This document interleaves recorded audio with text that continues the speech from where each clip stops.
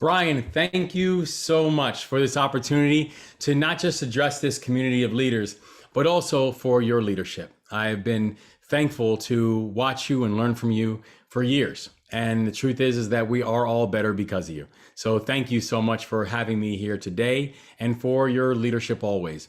And to all of you who've taken a moment out of your day from the business world to join us, thank you.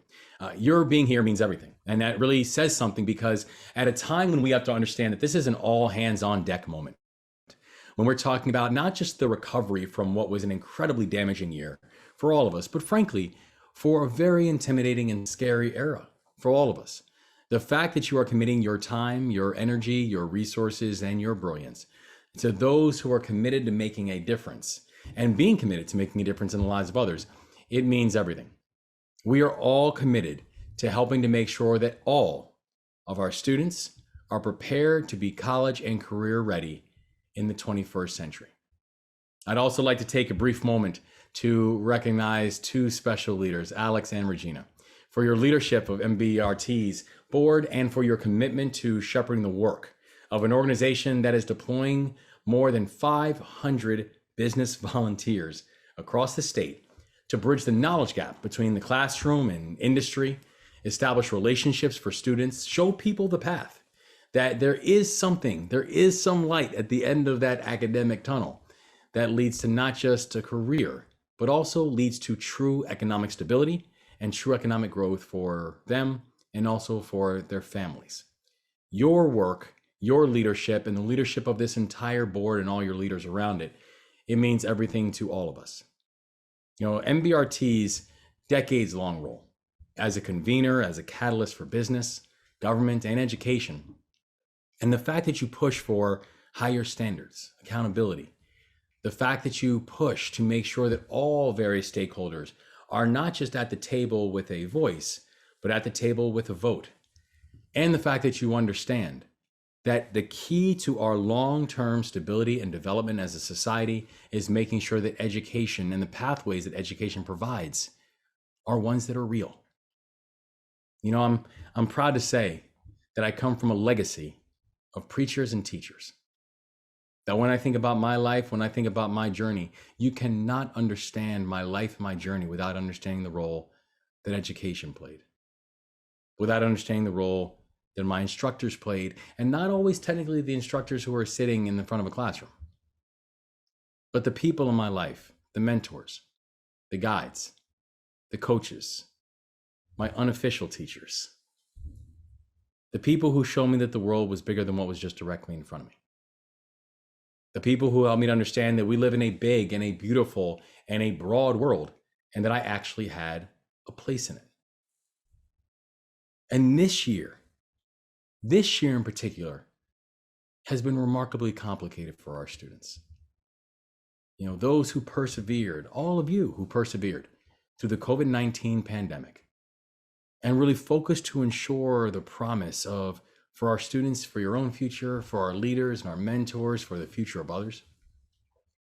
The promise of the Next Generation Scholars Program to prepare the students who are in the highest needs in rural parts of the state to succeed in higher education. This is not just an investment in them.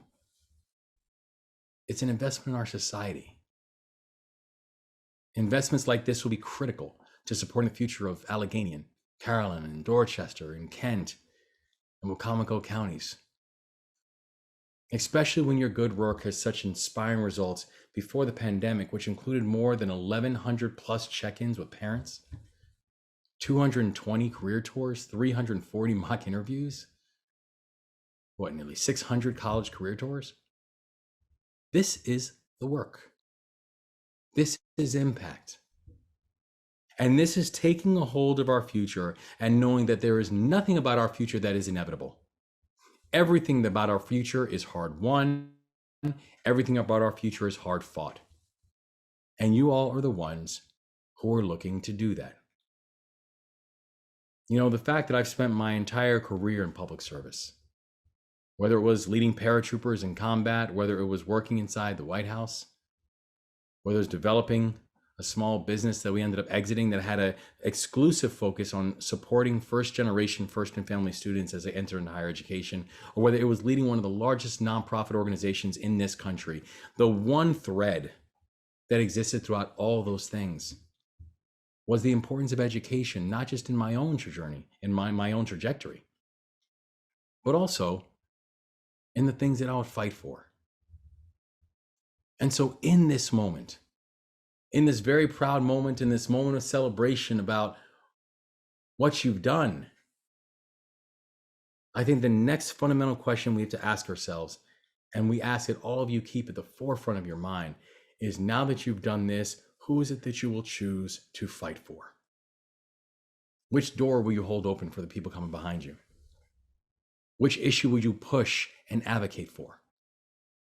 Who will matter to you when even at the time they don't matter to many others? Who will you make sure that they know they're not standing alone? We ask that for today, it's a celebration of you. That today you can take a moment, you can take a beat and be proud because you've worked hard for it. But tomorrow, we wake up and fight for the others. Tomorrow, we wake up and fight for those who might not be in your virtual left or your virtual right. Tomorrow, we fight to make a way for those who tonight will go to sleep and feel like there is no way.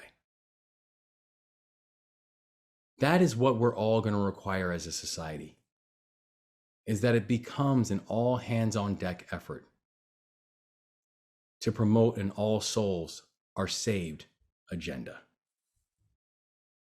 And that's where you will come in, promoting new ideas and new avenues and new opportunities for your colleagues, sponsoring STEM schools, getting involved to put these values into action in city halls and in Annapolis and in Capitol Hill, fighting for the others. So today, and as always, thank you, each and every one of you, for everything that you do, for what you do to improve the horizons in the future, for all the young people of Maryland, for all of our neighbors. Thank you for the example that you set. And thank you for making us all better. We appreciate you. And we're proud of each and every one of you. Thanks.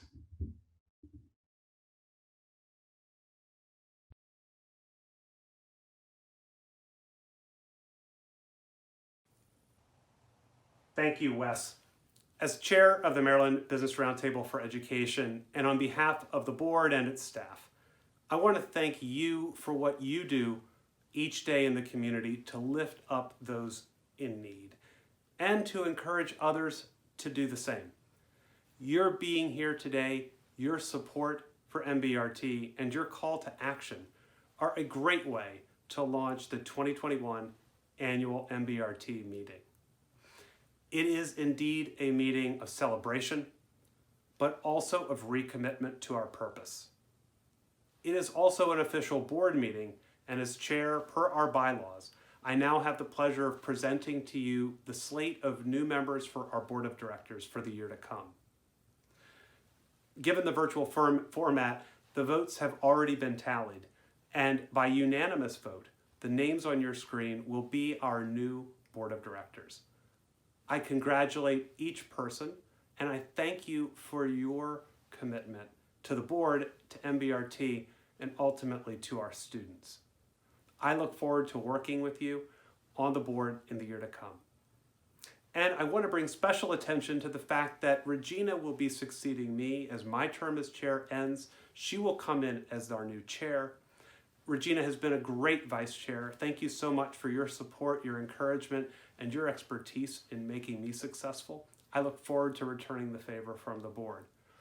And I also want to highlight that Christine is moving from the board to an executive officer position as our new vice chair. She has done so much already, but Christine, we thank you for your doubled down commitment to MBRT. And I want to bring special note to the fact that this will be the first time that in 30 years, these two roles have been filled by women. So Regina, Christine, congratulations. Thank you so much for your commitment to MBRT. We look forward to working under your leadership. As I reflect on my time as chair of MBRT, it's impossible to miss the fact that most of those 2 years was spent under the auspices of the COVID-19 pandemic. And what a challenge it was for every organization, every individual, every family. But MBRT is an example of success through struggle. As we saw innovation and nimbleness define its work, and MBRT stayed focused on its goals. I am pleased that we enter today's annual meeting a stronger organization than we were last year, and that we have pivoted in ways that are sustainably going to allow us to better serve our students and our teachers. I want to share with you just a quick set of examples of what we've achieved in the last 3 years that exemplify this perseverance through struggle. We have received $1.4 million in state grants, which is the largest receipt by any nonprofit for the Next Generation Scholars Program. We have really worked hard to sustain and grow corporate membership. I want to thank every company that recommitted during the pandemic or that increased your support for MBRT during the pandemic. And I'd lastly like to highlight the fact that we led a research-based process for ensuring that our employees stayed safe, that we provided a safe, flexible, hybrid work environment that allowed MBRT to not miss on one commitment to our students, our schools, or our teachers. These are really tremendous outcomes, but all of this isn't really about MBRT. It's about the heroes of our story, our students and our teachers. We thank you for your hard work, your resilience, and your focus on achievement throughout the pandemic. We are inspired by you. And while we're really excited and full of promise about the year ahead, know that in the coming year, we will stay focused on you. You'll be hearing today about I am MBRT, our theme. Well, I am MBRT because of my mother, a Title I teacher's assistant for 25 years in the Montgomery County Public School System, who struggled every day to make sure that recently arrived children and under-provisioned children did not fall behind.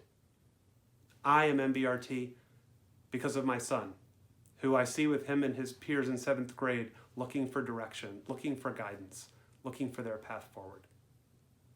I am MBRT because every child deserves a high-quality education, and that the individuals and businesses around that child work together to bring them the resources and support to have a great future.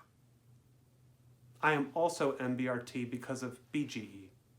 As an executive at BGE, I know firsthand how critical it is for us to get high-quality, well-prepared, local, diverse talent. This will be critical to our future and the future of many businesses in Maryland. Like BGE, Pepco Holdings, our sister company, we share a common corporate purpose. We know that we can do more than just meet the energy needs of our customers. We can power a cleaner and brighter future for our customers and communities. I am proud to work for BGE and proud that BGE has been a part of MBRT for all of its 30 years. As I conclude, I am excited about the year to come. I'm excited to see how MBRT and our wonderful volunteers will continue to innovate and to bring new value into the classrooms in every county and every part of Maryland, with a common goal: to ensure that each child has a discernible path to a bright future. I look forward to the rest of this meeting, to hearing the wonderful, varied, and insightful voices, but especially the voices of our students. I thank each of you who are participating today for your own commitment to MBRT and to our young people. And with that, I'm excited to turn the program over to our stellar Executive Director, Brian DeLay, who's going to walk us through an organizational recap. Thank you.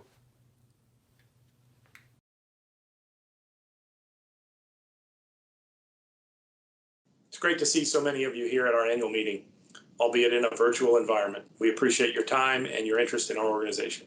I'm Brian Dulay. For any new guests on the call, I'm the Executive Director here at MBRT. My role, as it is any year at an annual meeting, is to share briefly with you a quick recap of our year and a sneak peek ahead. I'm doing that today from our headquarter offices via virtual link here. And the framework that I'd ask you to think about is not so much on what's missing. We certainly have experienced that. I think that's human nature. I assume many of us have been aware of that personally and professionally since spring of last year. But what we've noticed in the students, and something that I think has really strengthened our organization in following their path, is that we've noticed their resilience and their persistence. They've overcome so many challenges, as have their teachers and their parents. It's something to really admire. I hope that emerges from today's meeting, and that you sense that as you hear from some of the students in our program and from other speakers on this call. So I offer you a very quick recap of our successes, and I look forward to hearing more of your insights as we go throughout the year. The success of any organization begins with its people, and I know ours certainly does. We have a model that involves 5 local coordinators who work in school districts throughout the state. Many of you on the call today have met these folks. Special thank you on my part as part of our meeting today to Leonard, to Andra, Morgan, Lori, Tashi. We want them to know that the work they're doing on a daily basis with the students is essential. It's really the heart of what we do. And their success throughout this past school year, certainly, it really reflects on our headquarters staff and speaks well to what our board and our strategic committee and others and all of our partners represent. We appreciate what they do, and they've had a very successful school year. So thank you. An example of the work that the coordinators do is probably best summarized or shared with you today as part of our meeting with the Youth Congress Day event, and that was held for us in early March. Some of you on the call today may have seen this recap of it. We've reduced this one to just a minute, a quick clip, but take a look at what the coordinators are able to do. In this case, it had to do with a civic and government-based event, and the students really benefited from an experience of what our state government looks like. Welcome to Youth Congress Day 2021. On behalf of the Maryland Business Roundtable for Education, I would like to thank you all for joining us today. We're so excited to have with us students from all across the state of Maryland. It is so fantastic to be here for the second annual Youth Congress Day here in Annapolis. I'm proud to talk today about our state's great history and how our legislature works. It's an honor to address the future leaders of our great state. What's up, everyone? I'm Jordan. Before the break, all of you participated in a group discussion where you discussed Senate Bill number 0127. It's time for each group leader to share with your chambers, the House and the Senate, exactly what you discussed in your position on the bill. Did you like the bill as is? Or were there any changes or amendments? Let's find out. We're going to take that momentum right into summer. We have similar events planned in the next few months. It's certainly not a slow time of year on a school calendar when you're working at a nonprofit and serving students, whether they are in school calendars or not. The screen here, the example that we wanted to share with you is the Career Resource Pathway event that we're planning on the Eastern Shore. This is one of many that will be held this summer. I'd like to point out that this is supported in large part by our largest grant. So the Next Generation Scholars Program, which is your state tax dollars at hard work. This allows us to provide these resources in a great setting, throw in a little bit of fun for the students, and we feel like it has great return on investment for our partners and for our participants throughout the summer. None of this work, none of what we do at MBRT is possible without our volunteers. We have hundreds of volunteers who are trained to go into classrooms. In the past 15 months or so, naturally, that has typically involved a virtual environment. But there are a number of you on the call who have done that work for us. Some, in many cases, you've done it for years. We really appreciate that. It's critical to the work that we're doing. If you'd like to know the impact, I guess the best data points I could offer you, we held 206 sessions. Think about that for a minute. In spite of the pandemic, we were involved in more than 200 specific events involving students in the school year that has just ended. That reached 11,000 students. I think that's a testament to the persistence and the impact that our volunteers make. We appreciate what you've done. We'll need you just as much in the school year to begin this fall. And thank you again for all that you do for MBRT. Two last things I wanted to share with you today. This is the strategic outline of our goals in an annual meeting. This is the one opportunity we have to put this in front of you. Won't spend a lot of time on it today. But I did want to focus on the fact that this has really served as a roadmap for us. It reflects the conversations and the insights of a strategic committee that works with us 6 times a year. We do that very strategically and deliberately for a reason. We're going to have a new plan out in December for 22 through 24. If you have ideas or requests of us, please involve yourself in our conversations in the second half of this year as we get that ready. And this also gives me a moment to mention a real focus on our part. It's a credit to our board. We have recommitted to the idea of diversity and inclusion as it is reflected in our schools in Maryland. We define equity in a variety of ways, and I'd love to talk with many of you about that more and what that means in our state. It's at the foundation of what we do. I take it very personally as the executive director here. Very proud of our accomplishments in the time I've been here. I know that our staff feels the same way. And it is most important that we are serving the students in our state in an equitable way. And we think that MBRT delivers on that promise every day. And a final slide on my part, simply just the screen here of the logos. You get a sense of the breadth of our work. It's always been a public-private partnership. We mix the corporate leaders in our state with the higher ed institutions, and our board reflects that. It is a partnership, and it's a group of dedicated organizations and companies that have served this organization for 30 years. We appreciate so much of what you do, your time on the call today, and your involvement with our organization throughout the year. I hand off with this portion of the program back to a number of student voices, and I look forward to being a part of the rest of the call today. I think you'll hear much of what I just tried to summarize in, more importantly, in the voices of the students who benefit from these resources and these programs. So I look forward to the rest of that program with you, and thanks again for everything.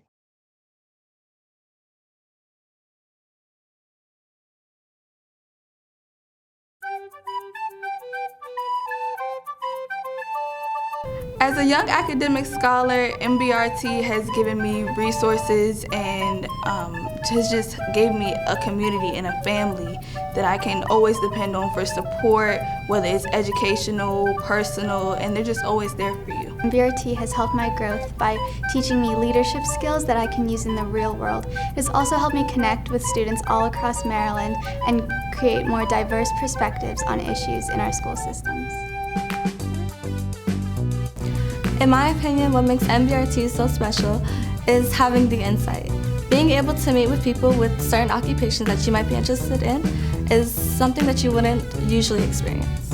What makes MBRT special is how MBRT has helped so many kids, and it hasn't cost any of the students a penny. MBRT is special because they always put their students first and make sure that they are putting out good quality content for them to succeed after high school. Diversity, connectivity, and leadership. Exciting, helpful, and supportive. Community, I think of family, and I think of support. Exciting, organized, and unity. When hearing MBRT, I think of encouragement, readiness, and goals. Encouragement because not only do they push you to do it, but they strive for you to get better grades and do good in school. Readiness because they prepare you for the utmost things, not only college, but also real life situations. Goals because they help me realize what I am passionate for and what I want to pursue.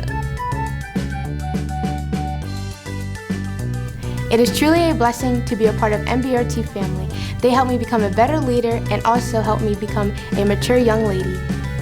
What it feels like to be a part of the MBRT family is that I feel open, I feel like I can be myself. There's no judging, it's just a free space where I can live out my dreams.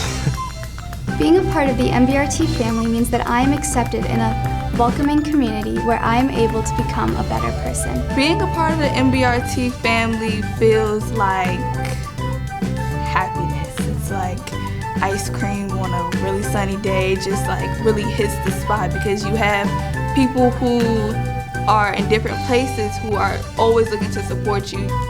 Being a part of the MBRT family feels like a hug. Not only do they want you to succeed, but they always have your best interests at heart. I am MBRT. I am MBRT. I am MBRT. I am MBRT. I am MBRT.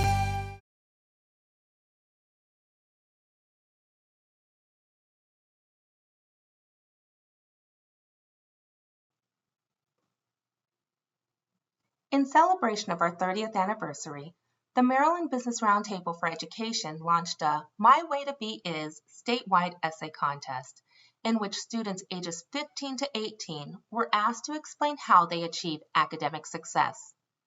2 finalists were chosen from each of 3 school district regions of our state, and each will receive a $500 cash prize. In Western Maryland, which includes Allegheny, Frederick, Garrett, and Washington counties, we would like to congratulate Mark Grice and Kate LaPlatte from Fort Hill High School. On the Eastern Shore, which includes Caroline, Cecil, Dorchester, Kent, Queen Anne's, Somerset, Talbot, Wicomico, and Worcester counties, we would like to congratulate Ashlyn Orr and Jordan Cox Pemberton from Kent County High School. And in Central Maryland, which includes Baltimore City, Anne Arundel, Baltimore County, Calvert, Carroll, Charles, Hartford, Howard, Montgomery, Prince George's, and St. Mary's counties, we would like to congratulate Anna Hilger from Baltimore Polytechnical Institute in Baltimore City, and Olajumoke Oni from Parkdale High School in Prince George's County. Hi, my name is Olajumoke Oni, and I am a 2021 graduate of the Parkdale High School. My future plans include attending the illustrious Morgan State University, where I will be majoring in multi-platform production. My way to be is confident. I chose this word for my essay because I saw how unstoppable mine allowed me to be.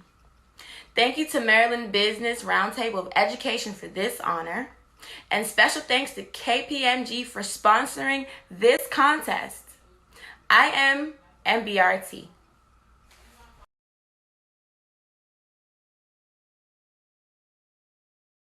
Hi, my name is Sincere Turner, and wow, what a great meeting. I was fortunate enough to speak at the annual meeting 2 years ago. I talked about attending UMBC or Towson. I'm excited to announce that I will be going to UMBC fall 2021 studying biological sciences. And now I would like to introduce Dr. Jay Perman, Chancellor of University System of Maryland. Thank you, Sincere. What a delightful introduction. The Maryland Business Roundtable clearly knows why I got into this job, and that's for students like Sincere. I'm thrilled that her top college picks were between 2 incredible university system schools, Towson and UMBC.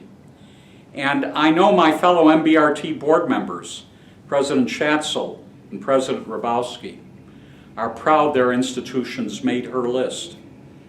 I'd be remiss if I didn't mention that UMBC is the nation's top producer of black graduates who go on to earn PhDs in the natural sciences and engineering. The nation's top producer of black graduates who go on to earn MD, PhD degrees. Sincere has found a very good home at UMBC. And how she found that home has everything to do with the Maryland Business Roundtable for Education and its Next Generation Scholars Program. Sincere is a shining example of what that program offers students, a structured way to explore potential careers and to connect those career goals to the college preparation they require. The program maps a pathway from where the scholar is right now to where they want to be. And what's wonderful is that helping students navigate that course are people who've navigated it already. And so to all the mentors, the volunteers, the teachers, the business leaders who believe in the future of students like Sincere, who believe that we have an obligation to nurture their talent and their interest, I thank you. Because I believe it too. I am MBRT. When I took on the chancellorship of the University System of Maryland in early 2020, I said that my #1 priority was to ensure that anyone in Maryland who wants a higher education can get a higher education. And that takes a lot of effort. It means we have to look at access. We have to make sure all students have a way into the university system, that they can take advantage of our courses, certificates, degree programs. It means we have to look at affordability, make sure that the cost of our institutions doesn't stop students from enrolling and doesn't bury them under mountains of debt when they graduate. But it also means we have to address preparation. We have to partner with pre-K to 12 schools, with the Maryland Department of Education, and with organizations like MBRT to make sure students know what's required of them, and to make sure they're getting the rigorous coursework and rigorous expectations that help them get accepted to college and predict their success once they're enrolled. Let me say this, that preparation is more important right now than ever before. We lost a year to COVID. Students lost a year.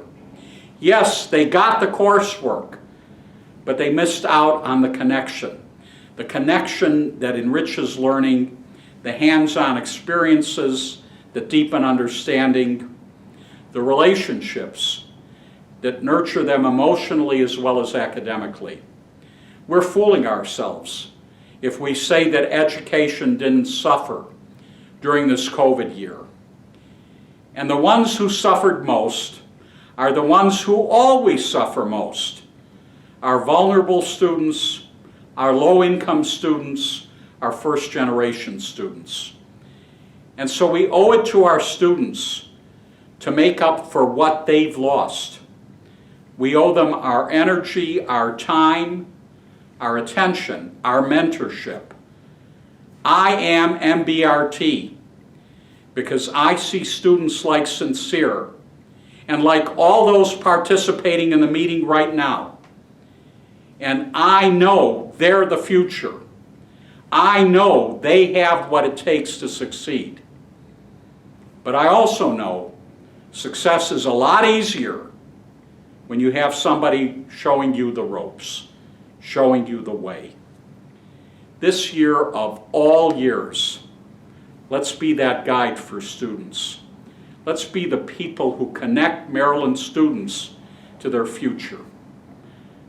I thank all of you doing the hard work, day in and day out, to ensure students are ready for college, ready for careers, ready for life. I look forward to a brighter year ahead in partnership with all of you. Thank you.